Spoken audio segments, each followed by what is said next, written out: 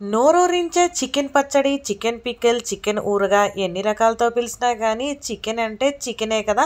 మరి ఈ చికెన్ పచ్చడి ఎలా చేయాలి ఏంటి అన్నది ఫుల్ వీడియోలో అయితే చూసేయండి. హాయ్ ఫ్రెండ్స్, నమస్తే, welcome back to our channel Kritika Parvesh Dubai vlogs.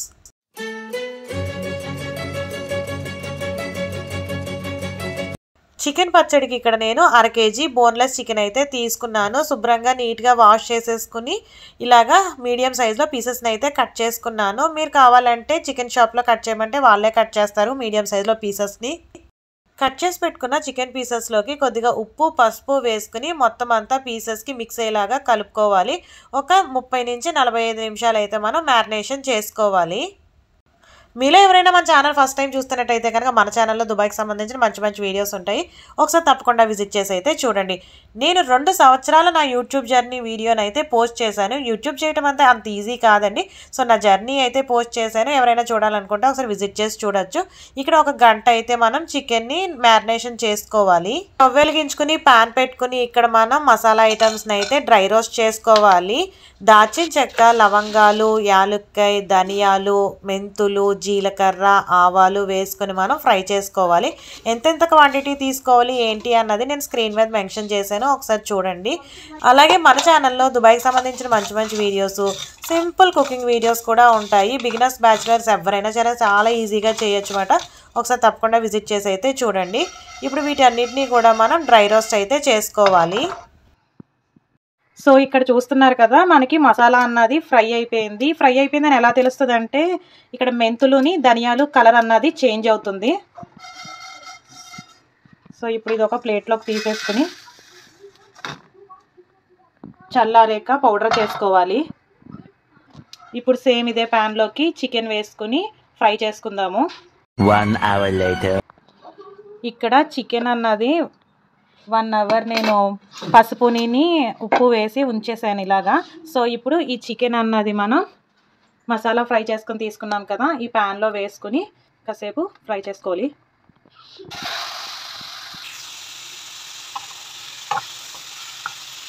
Chicken మనం అలా ఫ్రై చేసుకుంటూ ఉంటే మనకి చికెన్లోంచి వాటర్ అన్నది వస్తుంది. సో ఆ వాటర్ వచ్చే వరకు కూడా మనం ఫ్రై చేసుకుంటూ ఉండాలి. వన్స్ ఇలాగా చికెన్లోంచి వాటర్ అన్నది వచ్చేస్తుంది చూసారు కదా, అప్పుడు హై ఫ్లేమ్లో పెట్టుకుని మనం ఈ చికెన్ అన్నది కుక్ చేసుకోవాలి.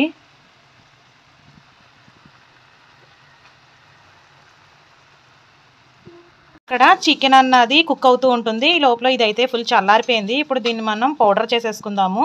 బ్లెండర్లో వేసుకుని స్మూత్గా పౌడర్ చేసేసుకుందాం. ఇప్పుడు వావ్, చాలా బాగుంది స్మెల్ అయితే మాత్రం. ఇక్కడ చికెన్ చూసారా, వాటర్ అన్నది ఏమీ లేకుండా మనకి కుక్ అయిపోయింది. సో ఇప్పుడు మనం ప్లేట్లోకి తీసేసుకోవాలి.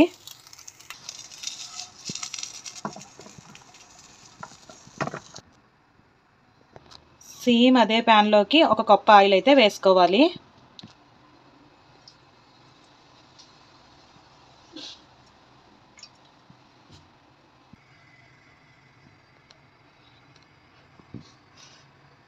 ఇక్కడ ఆయిల్ అన్నది హీట్ అయిపోయింది. మనం ఆల్రెడీ ప్లేట్లోకి తీసి పెట్టుకున్నాం కదా, ఈ చికెన్ అన్నది బాగా ఫ్రై చేసుకోవాలి ఆయిల్లో.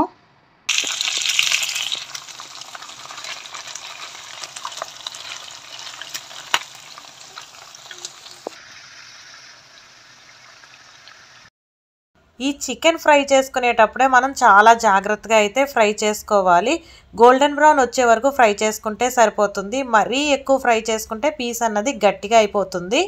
సో గోల్డెన్ బ్రౌన్ వచ్చే వరకు ఫ్రై చేసుకుంటే సరిపోతుంది. ఇక్కడ గోల్డెన్ బ్రౌన్ వచ్చింది కదా, ఒక ప్లేట్లోకి అయితే తీసేసుకోవాలి.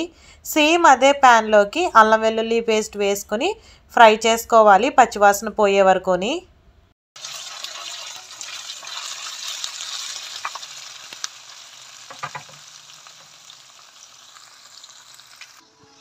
అల్లం వెల్లుల్లి పేస్ట్ అన్నది పచ్చివాసన పోయే వరకు బాగా ఫ్రై చేసుకోవాలి.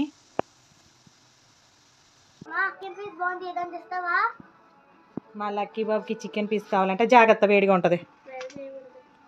చాలు, 1 చాలు. సెలెక్ట్ చేసుకుంటున్నాం ఏంటి, పెద్ద పీస్ కోసమా? పచ్చడి పెడుతున్నాను కదా లక్కమ్మ, కాలుతుంది జాగ్రత్త. పచ్చడి పెడతాను. ఇక్కడ అల్లం వెల్లుల్లి పేస్ట్ అన్నది ఫ్రై అయిపోయింది. మనం ఆల్రెడీ ఫ్రై చేసి పెట్టుకున్న చికెన్ పీసెస్ అన్నవి వేసుకోవాలి. ఒకసారి అల్లం వెల్లుల్లి పేస్ట్ని చికెన్ పీసెస్ని బాగా మిక్స్ చేసుకోవాలి. ఇందులో మనం ఆల్రెడీ గ్రైండ్ చేసి పెట్టుకున్నాం కదా మసాలా పౌడర్, ఈ పౌడర్ వేసుకోవాలి.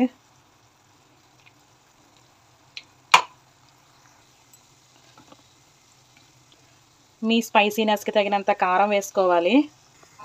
సాల్ట్ అన్నది మీ టేస్ట్కి తగినంత వేసుకోండి, ఎందుకంటే ఆల్రెడీ మనం ఇందాక వేసుకున్నాం కదా. వన్స్ అన్నీ వేసాక ఇలా ఒకసారి బాగా మిక్స్ చేసేసుకుని ఈ ఆయిల్లో మొత్తం అన్నీ కూడా ఒకసారి ఫ్రై చేసుకుందాము.